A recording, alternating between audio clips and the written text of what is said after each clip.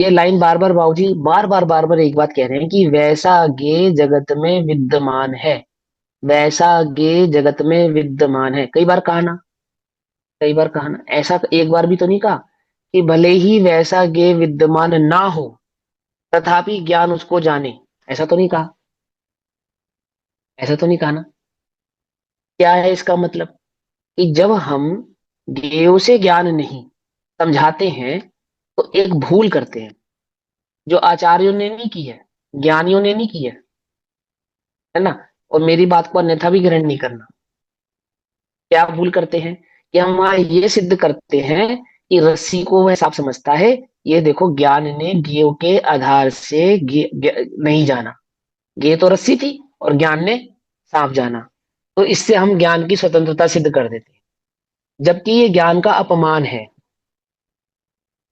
क्या हो गया? इससे ज्ञान का अपमान हो गया। क्यों अपमान हो गया ज्ञान का? रस्सी को सांप जाने, वो ज्ञान अज्ञान है। वो ज्ञान की कमी है। वो उसका क्षेपशम है। वो उसका स्वपर प्रकाशकपना नहीं है। वो उसकी स्वतंत्रता नहीं है। वो तो परतंत्रता हो गई। क्षयोपशम के कारण, कर्मोदय के कारण ज्ञान परतंत्र हो गया। कैसा परतंत्र हो गया? रस्सी को सांप जान रहा है। बोलो, जगत में ऐसे ज्ञान को कौन ज्ञान कहेगा?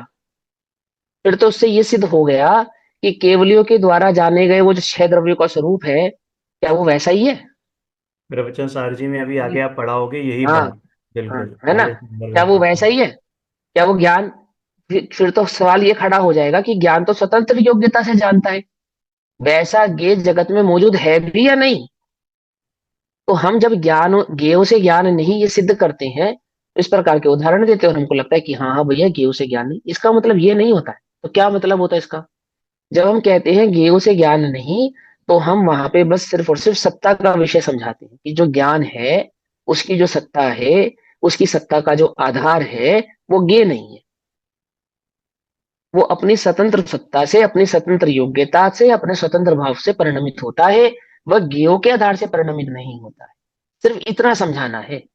ये समझाना नहीं है कि ज्ञान स्वतंत्र है तो रस्सी को सांप जान सकता है। ये ज्ञान की स्वतंत्रता नहीं है। पकड़ में ही बात नहीं? पकड़ में ही। ज्ञान की स्वतंत्रता क्या है? कि जानना, ज्ञान स्वतंत्र भाव से जानता है। किसको जानता है? जगत में जैसी वस्तु है वैसा का वैसा जानता है। क्योंकि वस्तु है इसलिए जानता है कि ऐसा नहीं है।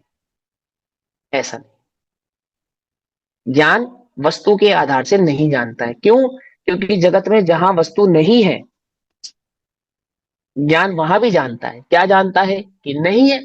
ये जानता है। सिंपल। जानता है नहीं जानता है? तो जानना तो नहीं रुका ना। ज्ञेय के अभाव में जानना तो नहीं रुका ना। आलोक आकाश जाना तो ज्ञान ने जाना ना। ज्ञान ने जाना ना। और उस आलोक आकाश में क्या जाना? कि एक आकाश के सिवा अन्य कुछ नहीं है, ये जाना। तो कैसे जाना? ज्ञान क्योंकि से। ज्ञेयों के आधार से नहीं जानता ज्ञान, अपनी स्वतंत्र योग्यता से जानता है, अपने स्वतंत्र स्वभाव से जानता है। इसका मतलब ये होता है कि ज्ञेयों से ज्ञान नहीं। आई बात समझ में या नहीं समझ में आई? तो वह ज्ञान की योग्यता, उसके स्वभाव, उसके लक्षण को समझाते हैं। उसके निर्णय को भली प्रकार से समझोगे तो वस्तु स्वरूप समझ में आएगा। और ऐसा खोटा समझोगे कि रस्सी को सांप जाने ये ज्ञान की स्वतंत्रता है, तो तुमने ज्ञान स्वभाव का क्या कर दिया? नाश कर दिया, सत्यानाश कर दिया। गुरुदेव, हाँ गुरुदेव तो यही कहते हैं कि सत्यानाश कर दिया। उन्हीं की भाषा ये याद तो आ तुमने, गई। हाँ ये तो तुमने ज्ञान की इंसल्ट कर दी, बेइज्जती हो गई ये तो ज्ञान की। इससे तो स्वयं का भी नाश हो गया। हाँ, नाश हो गई। जो भी जाने का ज्ञान कल्पना करे, ये ज्ञान का स्वभाव नहीं है।